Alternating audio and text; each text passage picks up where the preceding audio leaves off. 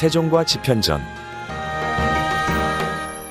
이번 학습을 마치면 여러분은 한글을 창제한 목적이 무엇인지 설명할 수 있으며 집현전의 설치와 학문 발전의 관련성을 분석하여 이야기할 수 있습니다. 이번 차시는 세종과 집현전입니다. 지금 사진으로 보시는 건물이 경복궁에 있는 수정전이라는 건물인데요. 본래 집현전에서 명칭이 이름이 수정전이라고 바뀐 겁니다. 한글 반포와 매우 밀접한 관련이 있는 장소라고 하겠습니다. 세종이 한글이라는 한국인의 문자를 만들었습니다. 하지만 세종은 본래 왕이 될 사람은 아니었습니다. 큰 형이 왕이 될 수 있는 세자였지만 형이 세자의 자리에서 밀려나게 되면서 세종이 조선의 4번째 왕으로 즉위하게 됩니다. 한글에 대해서 좀 더 정보가 필요한 사람은 한글로 세상을 바꾸다 초등학생도 이해할 수 있게 좀 쉽게 쓰여진 책이기 때문에 참고하셔도 좋겠습니다. 이번 차시 사전 퀴즈입니다. 다음 문장을 보고 O, X 중 하나를 생각해 보세요. 세종은 원래부터 왕위를 계승할 세자였다.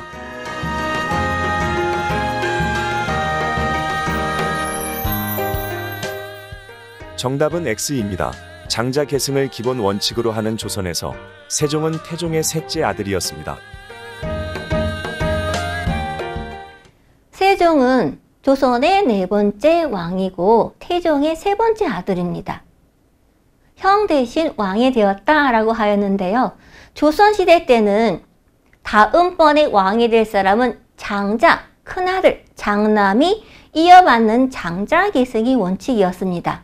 하지만 태종의 큰아들 장남이었던 세자가 학문도 공부도 그리 좋아하지 않고 품성, 인격도 훌륭하지 못한 데다가 여러 가지 불미스러운 좋지 않은 그런 행동을 많이 했기 때문에 결국 세자의 자리에서 쫓겨나고 세자 자리에서 폐위되고 동생이었던 도, 조선 왕실의 성씨가 이니까 이도이죠. 이도가 왕으로 즉위하게 되었고 한글을 창제한 세종입니다. 그런데 세종은 원래 세자가 아니었고 왕이 될 사람이 아니었기 때문에 주변에 그렇게 정치적인 기반이 단단하게 형성되어 있지 못했습니다. 그래서 아버지인 태종은 살아있을 때 세종에게 아들에게 왕의 자리를 물려줬는데요. 왕보다 위에 있는 왕이니까 상왕이라고 하였습니다. 상왕이 되었던 태종은 나머지 기간 동안 세종에게 걸림돌이 될 만한 정치 세력들을 많이 제거해서 앞으로 세종이 왕권을 강화하고 안정적으로 통치할 수 있는 기반을 마련해 주었는데요. 좀 폭력적인 면이 있어서 비판을 받기도 합니다. 하지만 세종 입장에서는 어렵고 난처한 일을 아버지가 대신해줬기 때문에 조선시대의 문화가 또 세종 때 많이 발전할 수 있는 또 계기를 마련해 준 면은 또 굉장히 역사상 긍정적인 면이 있다라고 하겠죠. 지금 보시는 초상화 세종의 어진입니다. 어진은 임금의 초상화 얼굴을 그린 걸 어진이라고 합니다. 어가 임금이란 뜻이거든요. 진은 사진이란 뜻이죠. 좀 잘생기게 나왔나요? 본래 좀 뚱뚱한데 조금 실제보다 날씬하게 그려진 듯합니다. 오른쪽에 있는 어보인데요. 어보라는 건 왕이 쓰는 도장을 어보라고 합니다. 어가 왕이라고 그랬죠. 거북이가 위에 조각이 되어 있지만 아래에 있는 것은 찍으면 이렇게 도장이 됩니다. 세종은요, 굉장히 공부하는 걸 좋아했고 학문을 숭상했던 왕입니다. 이런 세종이 공부를 너무 좋아했기 때문에 호문군주라고도 불렀는데요. 호문은 문학을 좋아한다, 학문을 좋아한다 라는 뜻입니다. 예를 들면 조선시대 때 경연이라는 제도가 있었는데요. 경연이란 것은 무엇이냐? 임금하고 신하가 함께 공부하는 일종의 세미나입니다. 무엇을 공부하느냐? 유교와 관련된 경전, 텍스트 또는 그 이전에 만들어진 역사책 이런 걸 함께 공부하면서 옛날에서 배울 거, 배우지 말아야 될 거 이런 것도 의논하고요. 얘기하고 토론하고 현재 정치적인 문제도 함께 의논하던 제도였는데 그냥 토론하는 게 아니라 준비해야 되겠죠. 예습 복습이 필요하기 때문에 신하들도 경연이 자주 열리는 걸 좋아하지 않던 사람도 있었습니다. 세종은 32년 동안 왕의 자리에 있으면서 거의 2000번의 경연을 했는데요. 평균 월 5번 정도는 매우 많은 그런 이제 숫자입니다. 그런데 보통 일반적으로 경연은 하루에 한 번 하지만 아침에도 하고 저녁에도 하고 그랬습니다. 아침에 한 경연, 조강, 저녁에 한 거 석강. 그만큼 호문군주였다는 건데요. 돌발 퀴즈 한번 할까요? 조선시대 때 경연이란 제도가 있었는데 공부하는 세미나의 형식이 있다 그랬죠. 이거 정말 하기 싫어 했던 사람, 대표적인 사람, 세종의 아버지인 태종입니다. 이 세종은 학문을 너무 좋아했기 때문에 조선시대 학문을 발전시킬 수 있는 관청이 필요하겠다. 학문을 전담하는 관청, 집현전을 처음으로 설치합니다. 따라서 집현전을 설치한 1차적인 목적은 학문을 발전시키기 위한 거예요. 젊고 똑똑하고 이런 관료들이 집현전에 소속이 되었습니다. 하지만 정치적인 목적도 있었는데요. 세종의 세력 기반이 그렇게 단단하지 못하다고 했죠.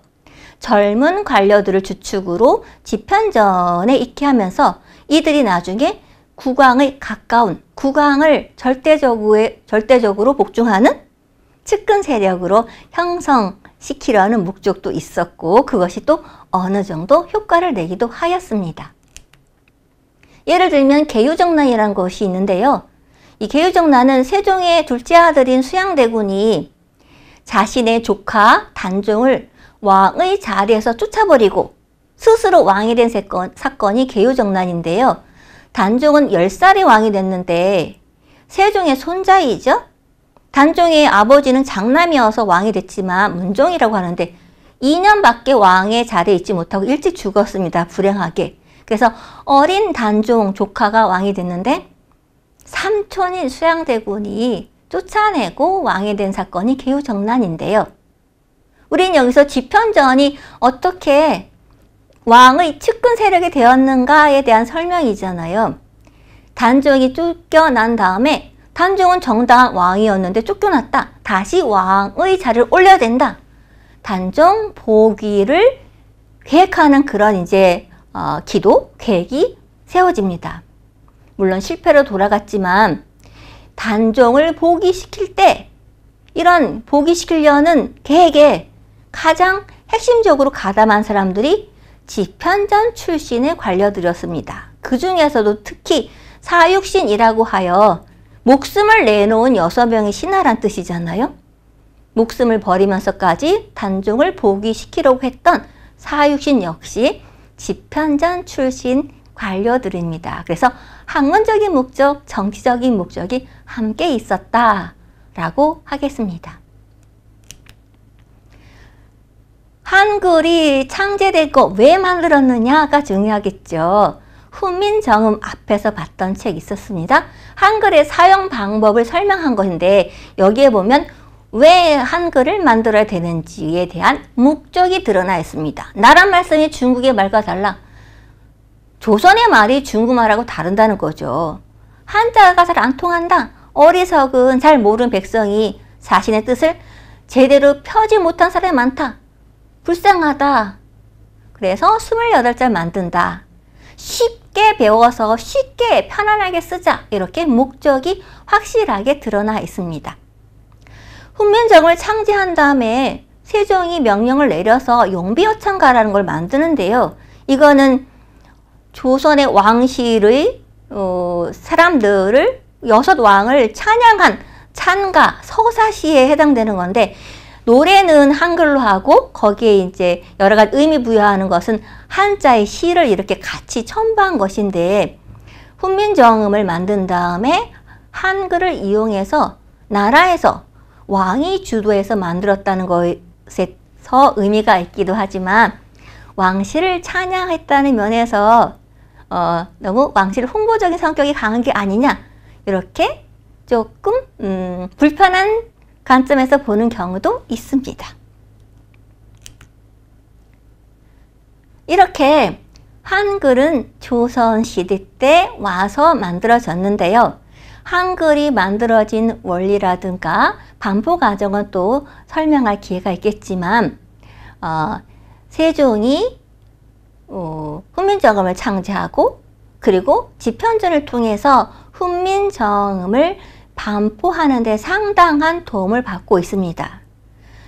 무엇보다 이렇게 세종이 한글을 창제할 수 있었던 배경은 다름 아닌 학문을 너무너무 좋아하고, 그 다음에 또 하나는 학문을 좋아한다라고 해서 문자를 만들진 않겠죠. 경연에 자주 나가시고 많은 경연을 한 것도 호문군주적인 모습을 보인다 하겠지만, 훈민정음의 사용법을 설명하면서 나온 부분이 있듯이 백성들이 편하게 배웠고 쉽게 배우게 하기 위한 것이기 때문에 한글이 나오게 된 배경에서 세종의 애민정신, 백성을 사랑하는 애민정신이 중요한 동기가 되었다라는 점에서 우리가 목적도 중요하고 동기도 중요하고 이렇게 의미를 부여할 수가 있겠습니다. 더불어서 세종 때 유교적인 제도가 많이 생기고 발전하게 되는데요. 유교 문화가 많이 이제 퍼지게 되고, 고려와 다른 조선의 유교 중심적인 정치 운영이 세종 때 와서 상당히 자리를 잡고, 이후에 이제 문종, 성종 때 가면서 유교적인 정치 방향이 제도로 이제 순조롭게 진행이 되는데, 그런 면에서도 세종 시대의 의미를 우리가 다시 한번 새겨볼 필요가 있다라고 하면서 마무리하도록 하겠습니다.